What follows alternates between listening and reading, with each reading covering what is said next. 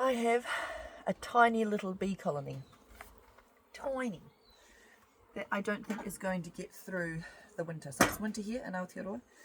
And this tiny little hive, even though it's already tiny, the colony inside there is so small that I don't think they have the resources and the numbers to keep themselves warm over winter. So I'm going to do, basically, I'm going to double queen a hive. Sounds a bit weird, but I am going to take, see this big hive down the bottom? I am going to put a queen excluder on the top. I'm going to put newspaper in between, and then I'm going to put this tiny little colony on top. So the queen excluder stops the two queens from beating each other up. Because remember, there's a queen in this big hive. There's also a queen in this tiny hive. They are not friends, okay? And I want to make sure that they do not beat each other up. So I'm going to put the queen excluder in between so they can't get to each other. The newspaper is so that the pheromones of both of the queens are not basically so they don't attack each other straight away. So the worker bees in this little tiny colony here know exactly what their queen smells like. And the worker bees down in this big hive also know what their queen smells like. And if I put them straight together, they will conflict and they will think they're both intruders and they'll try and fight each other. But if I put newspaper in between, it's basically like a little barrier. It will take them a couple of days to chew through the newspaper. And that couple of days is all they need for those pheromones to merge together. And everyone will live happily ever after. That is the plan. So, I've got all the things that I require. So let's get this little hive opened up. Alright, we are prepared. Smoker, check. Hive tool, check. Tiny little bee suit, check. Alright, so I'm going to take this top box off. So this big hive here is actually a full depth and then a 3/4. So it fit my requirements, because the little tiny baby colony that I've got is only 3/4 high, so it fits really well. So I'm actually going to take this 3/4 box off the top, and I'm going to put the queen excluder in between, and then I'm going to smush them all back together. Alright. Oh, hello girlies. Alright, so this little 3/4, I've still got bees inside it, so I might have to shake a few of them out of there, because I don't want them straight away to fight immediately. I'm just going to check down here to make sure they've got enough food and all of the other things that they require. So this one has had formic acid, which is a organic varroa treatment in it. The colony is not very big in itself, so they might actually be stoked to have some friends. That is an old, what we call a wet or a sticky. So that was from when I took the honey out, and I just let the girlies lick all the excess off. I might replace that with another one. I've got a lot of stickies in my shed, so I might actually put a, I might take these out and put a feeder in. I know honey's better, but sometimes the nectar, you know, the pretend food that we give them, the sugar water, it's actually easier for them to take in. So they're actually collecting, they're putting all the nectar into here, so no one's hungry. Oh yeah, so they've got a good little queenie in here. They're doing what they're supposed to do. That's alright. It's just a little colony to get through the winter. Oh, there's a little queen cell. Hopefully that's old. Loads of pollen. Shiny, shiny nectar. They're doing okay. So they might actually benefit from having this girly on top as well. Because right now this hive is so little, it doesn't actually need that top box. So, I mean, I should probably take it off anyway. But now, instead of just taking it off, I'm going to put other bees in there. So there's going to be even more bees. Oh, there's our queenie. So Queenie's there, spot her. Beautiful brood still in here, which is fabulous. They're all looking very healthy. Excellent. A lot less bees than I would like this time of year, but with our crappy season that's been going on, can't do much about that. A lot of our bees are flying out and then getting caught up in the weather and not coming back, which has been pretty sad. See again that one that I gave them all the sticky leftover honey from. So I might go and replace that and actually give them a couple more of those, so they can lick it all up, which is fabulous. Oopsie daisies. Alright, I'm just taking out some of these ones that are a bit pointless. It's very old and gross, so I might take that one out as well. I'm just trying to give them the best of what I have, so that they are better prepared. I'm just taking out the yucky old frames. Alright. Oh, that one's good. It's got lots of pollen on it. Alright. Please hold the line, friends. I'm going to go and get a feeder and get out of the way. And I'm talking to these. And a couple more frames to fill up the little gaps of the ones that I pulled out. And then we'll chuck the little baby one on the top. Please hold the line. While hunting in the shed, I actually found a box of sort of honey that I hadn't extracted yet. So instead of doing a feeder, I'm just going to put all the honey in there. So we're good. But first of all, I'm just going to shake off the bees that were in the top box of this hive. So these bees here. Oh, see, that's what we call a wet or a sticky. See, it's all full of all the sticky honey from before. I might save that. So I'm just shaking all the bees off from the top box so that they can go down and live where they're supposed to live. They're right here, oh, eating all the deliciousness.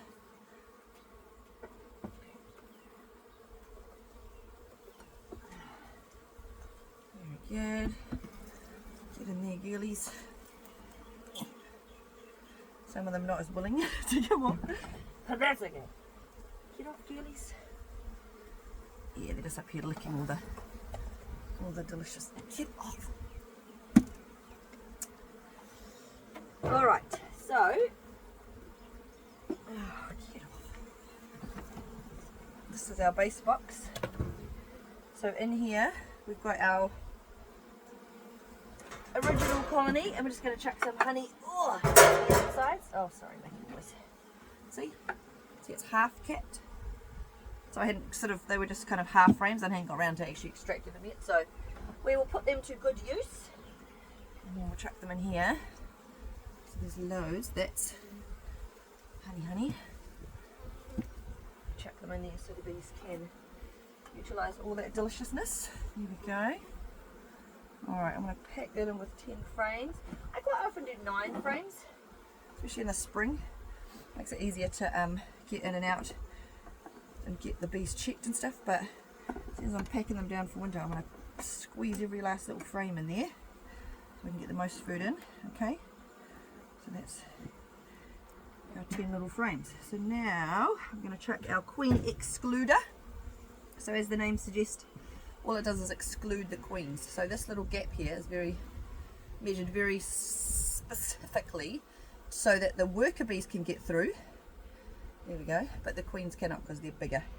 So our little workers are going to be able to walk back and forward between the two colonies, but our queenies cannot because I do not want them to meet and fight. Now, as I mentioned, I need to put some newspaper down so that they do not fight immediately. Thank you to Farmers Weekly for for the use of their wonderful newspaper. So I only need a couple of sheets, nothing dramatic. It's just a temporary, like a short-lived barrier, which the bees will, like I say, the bees will chew through quite quickly. There we go. So now I'm going to put the 3/4 box, that's going to blow away, stay back on top. But now, in here, I'm going to put my little tiny colony. I'm just again checking which ones of these I want to leave in and which ones I want to take out. There we go. Hold on, I've just found a little pile of bees from the underneath hive at the top, so I'm just going to tap them down there. Oh yeah, bees love it when you whack them, Alice. I'm just getting the majority of bees off. Get out of the way, girlies, we get squished. There we go. Alright. So, got my newspaper in there. Got my frames on there. Alright, now I'm going to open my other little one. My tiny, tiny little hive, my tiny colony. Chuck them up here. So I do this so that they can share the heat. So this tiny little colony I've got here would not survive with the very, very few bees that are in here. And so this is like a last ditch effort. Everything else about them seems pretty good. They seem quite healthy, as in they're not riddled with varroa. They've got a queenie who's doing queenie things, but there's just hardly any bees. That's just their honey. And so they're going to move up to here. So you're going to see now how they can't really get out right now. So the only way they're going to be being able to get out is to chew through the paper and go through the main door down the bottom. And that's why this delay technique also stops them from flying back to their original colony. So these are not my bees, these are for one of my clients' bees. But they just weren't doing well, so we're trying to do everything we possibly can to save their precious little girls. There's my Queenie. She's a bit easier to see, she's got a little pink dot. Just covering the tiniest little bit of brood there. Tiny little patch, poor girls. So, the worrying thing is, I was talking to my client and I was saying how they, she was laying boys, but I think it's because she's stuck on a frame that's got drone sized cells. Maybe it's not her fault that she was laying drones. Maybe she didn't realise that she could move around and, yeah, I don't know. Anyway, like I say, this is very much a last ditch effort. There's so few bees in here.